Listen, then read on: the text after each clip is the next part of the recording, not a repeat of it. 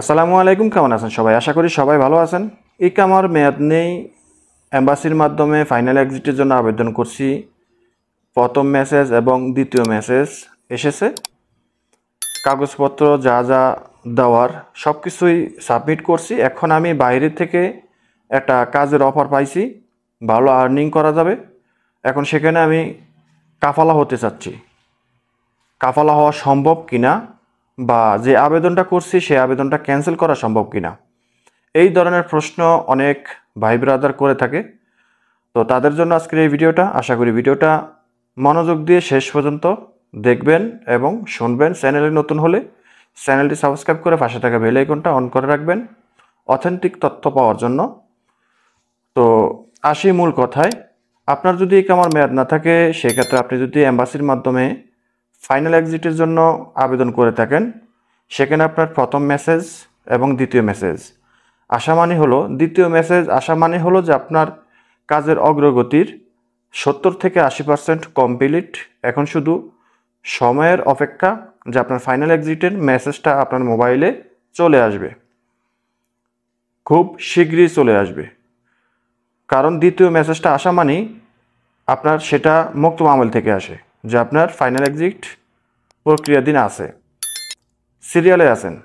হয়তো আপনার সামনে আরও কিছু কাজ আছে, অন্য লোকের কাজ আছে, সেই কাজগুলো সম্পূর্ণ হলে সিরিয়ালে আপনার নাম্বারটা যখন আসবে তখন আপনারটা হয়ে যাবে। তো এমন অবস্থায় আপনি কি এটা ক্যান্সেল করতে পারবেন? এই আবেদন ক্যান্সেল করতে পারবেন? বা আপনি অন্য জায়গায় কাফালা হতে পারবেন? না, আপনি অন্য জায়গায় কাফালা হতে পারবেন, আবার পারবেন না। কখন পারবেন?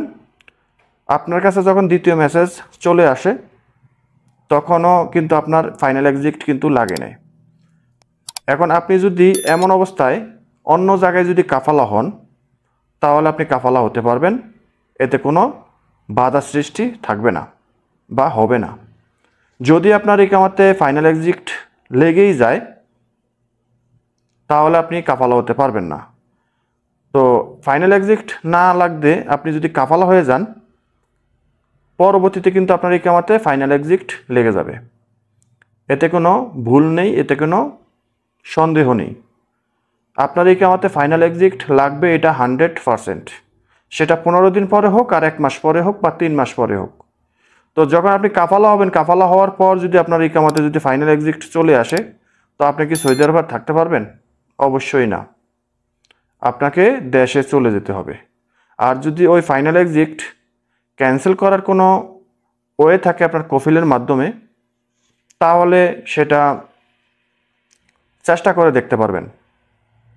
পারবেন কি পারবেন না সেটার গ্যারান্টি আমি দেব না, সেটা আপনি চেষ্টা করে দেখবেন। তো এখন আসি যে আপনি এই আবেদন ক্যান্সেল করতে পারবেন কিনা এম্বাসির মাধ্যমে। আমি যতটুকু জানি যে এই আবেদন দ্বিতীয় মেসেজ আসার পর ক্যান্সেল করা সম্ভব হয় না। আমি এম্বাসির সাথে কথা বলছি, অনেকের সাথে কথা বলছি যে এই আবেদন ক্যান্সেল করা সম্ভব হয় না।